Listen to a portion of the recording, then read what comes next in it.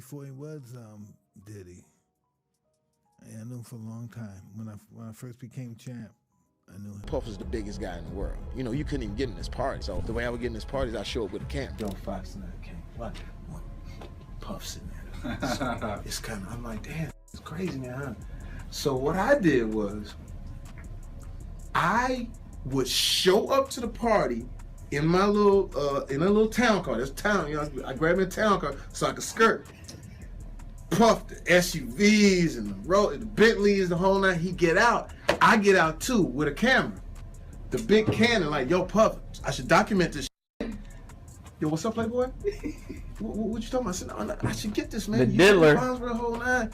He says, yeah, let him through. The entire internet is currently going crazy after Mike Tyson just stepped into the chat and spilled some major tea about the disturbing things that he saw at Diddy's freak-off parties. This came after a video resurfaced of Diddy playing with Mike's butt cheeks. He used to be a very close friend. Mike ain't letting him do that. Back when Diddy was in his prime, so he saw everything firsthand and made sure to get as far away from Diddy as humanly possible before he also got sucked into that sick world. What's even scarier about this whole mess with Diddy is that we would have never known about the things that he was doing if Cassie didn't file that lawsuit to expose him. She accused him of Cassie cooked him.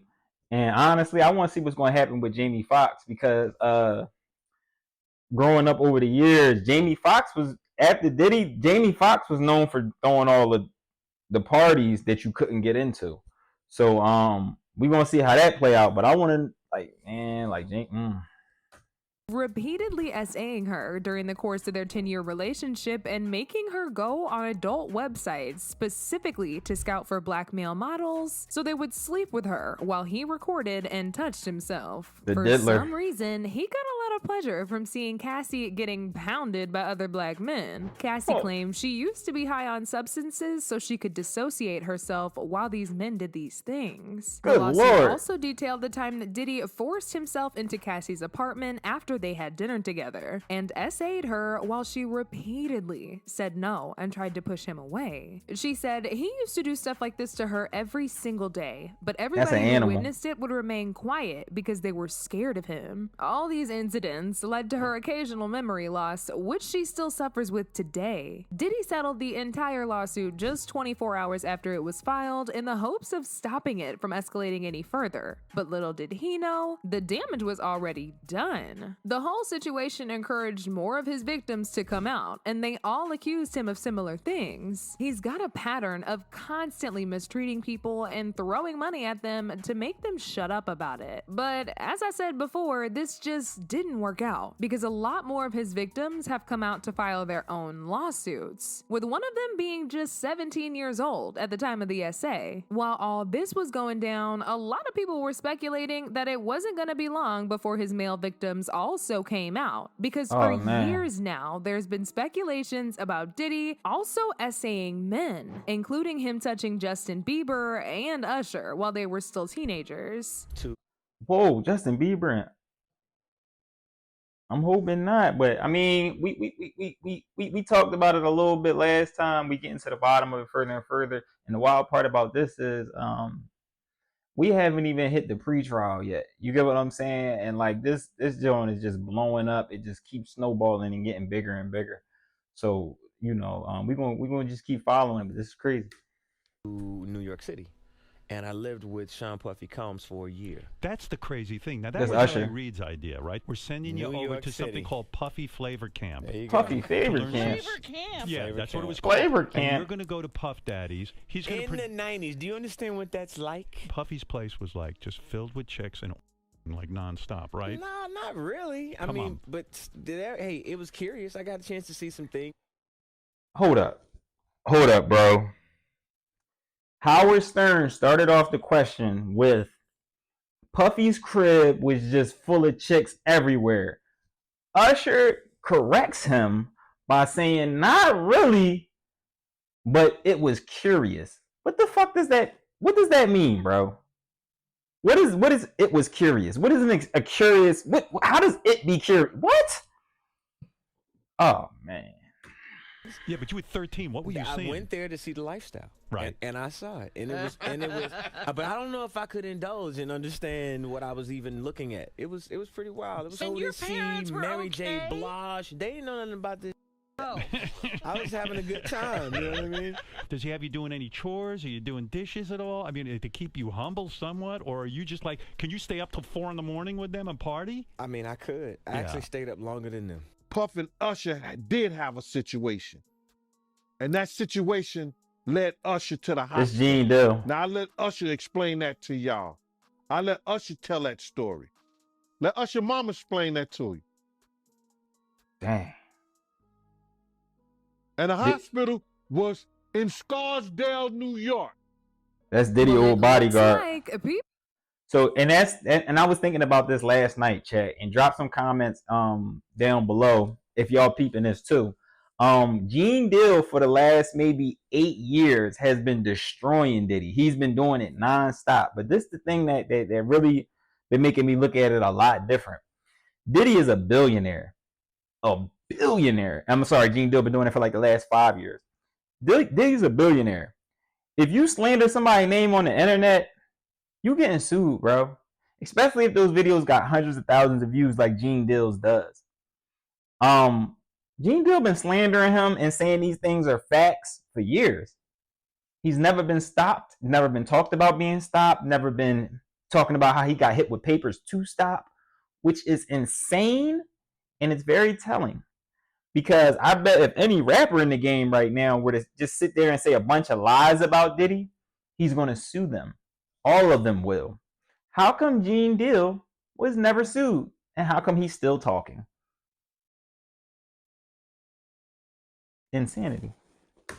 were not wrong, because music producer Lil Rod also filed his own $30 million lawsuit accusing Diddy of SAing him. He also name-dropped Meek Mill and Usher as some of the people who he had said that Diddy told him he slept with. In fact, Diddy's ex-bodyguard leaked a very disturbing audio that he had recorded some years ago of Diddy pounding Meek at one of his freak-off parties. In the audio, you can hear Meek literally screaming in severe pain as Diddy is clapping his cheeks, but he took it all in just because of opportunities that Diddy promised him in Hollywood.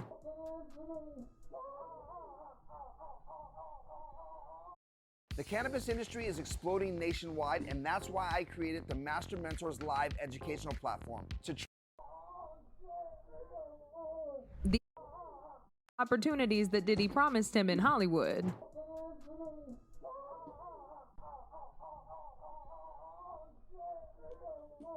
The ex-bodyguard in question, who recorded and leaked the audio, made an entire video narrating how it came about. That's insane, He said yo. it happened during one of Diddy's freak-off parties, and he decided to lean by the door to record what he was hearing because he was shocked to see Meek allowing Diddy to pound him like this. He said Diddy intentionally spiked everyone's drinks at the party so they would be too high and too drunk to know what was going on, but he didn't drink. That's why he was sober enough to witness what he and Meek were doing. Champagne was spiked, son. Like, all the champagne was spiked. Everybody was passed the out. I don't drink, so I was playing that off like I don't drink. I smoke. Like, I smoke and I had my own weed, but like everybody was passed out. Yo, Diddy had that man in the room. Look, yes, I put my ear to the door and I brought the phone because Diddy started going in overdrive. I ain't know what the was going on, but I just heard balls slapping against cheeks. I heard struggling to take. I heard like, yeah, daddy. Like when he started all that daddy this and daddy that, and then I heard some hollering and struggling. Like, yeah, I kept the phone there and I recorded all this. I was like, this Diddy Body.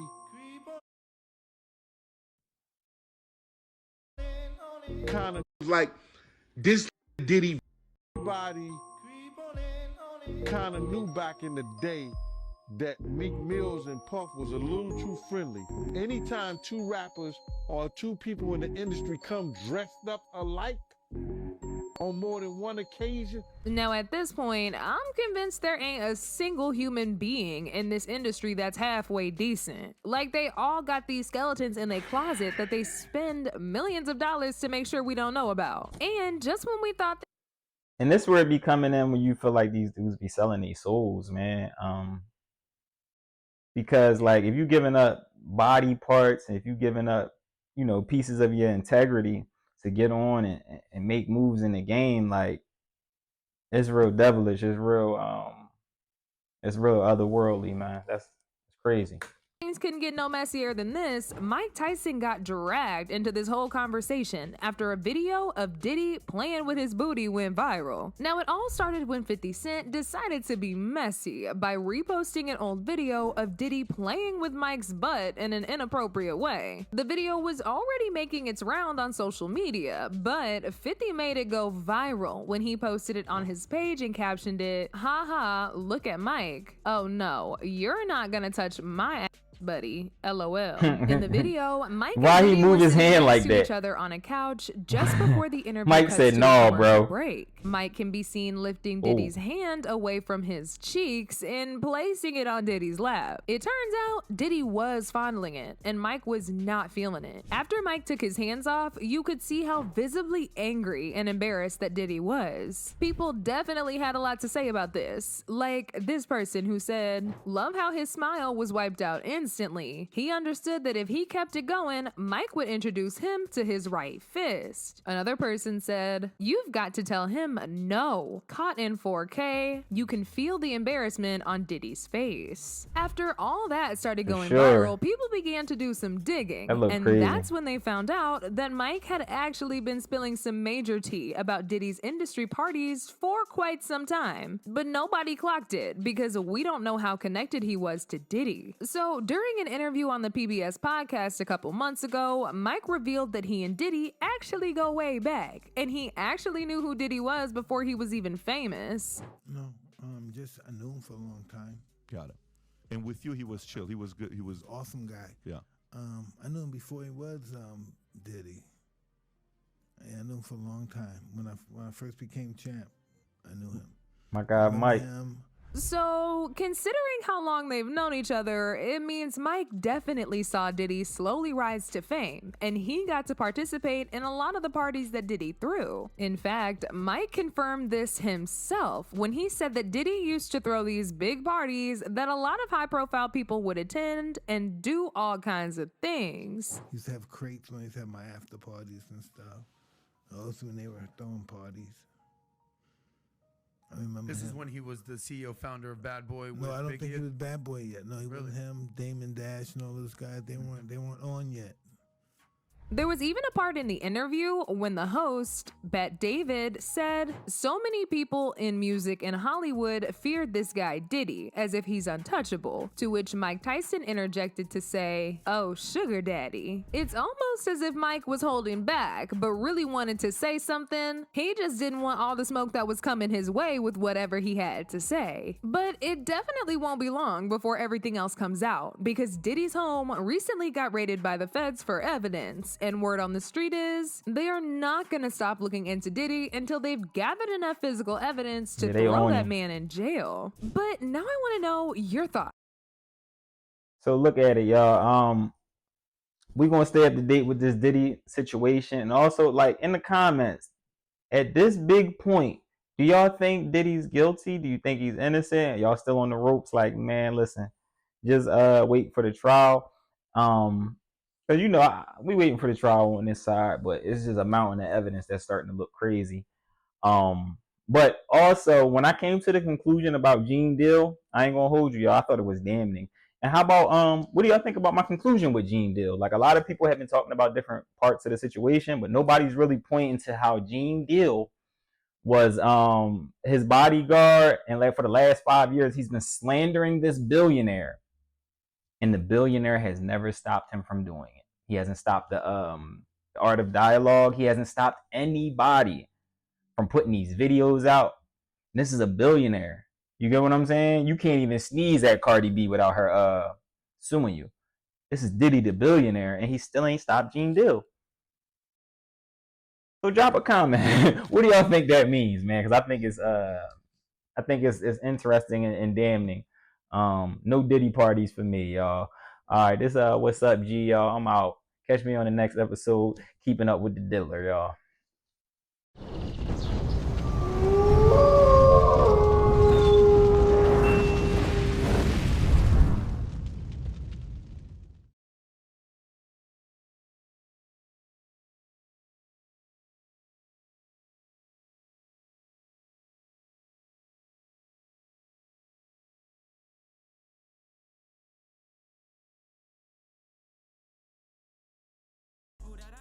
Show other people love that I deserve. Like fuck it, you kick my heart right to the curb. Can't go back, that's my word. I left you blessings, can't that I deserve. Like fuck it, I changed my number for the curb. War in the trenches, it was just me and my niggas. Wanna come around cause the team getting richer. When I brought it to you, say you couldn't see the vision. When you called, no surprise, I changed numbers on you bitches. I remember being down bad, but I stayed focused. Niggas die in my land, but mama, I ain't going. I tried to take me back, now them labels take notice. I've been giving y'all my heart, now my fans keep growing. Fuck that fake love, cause I'm good on it. Turn my back on you and I stood on it. Like fuck it, I roll a wood on it. Going hard like I should on it.